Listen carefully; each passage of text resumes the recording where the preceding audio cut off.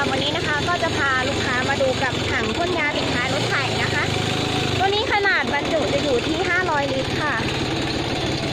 นี่นะคะก็คือลักษณะของมันนะคะอันนี้ก็จะเป็นตัวขานะคะสำหรับไว้ฉีดยานะคะความยาวตรงนี้จะอยู่ที่5 เมตรนะคะแล้วเดี๋ยวจะสามารถยืดออกได้จากตรงนี้นะคะนี่นะคะอีก4 เมตรค่ะแล้วก็มีตรงด้านหลังอีกเมตรหนึ่งก็จะรวมเป็นทั้งหมดอยู่ที่10 เมตรนะคะแล้วเดี๋ยวเรามาดูการทำงานกันค่ะ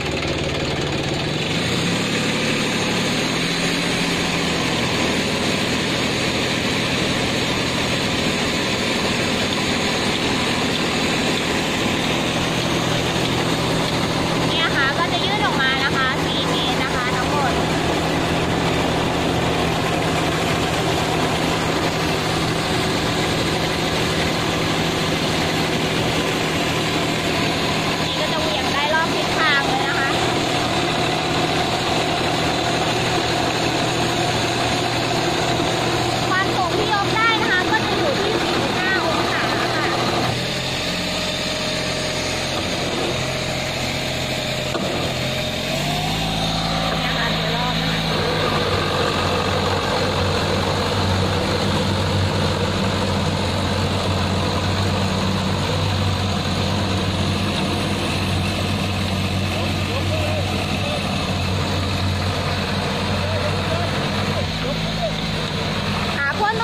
ก็จะยกได้อยู่ที่45 องศานะคะ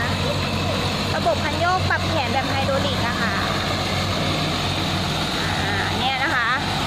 ยาก็จะพ่นออกมาตามนี้นะคะ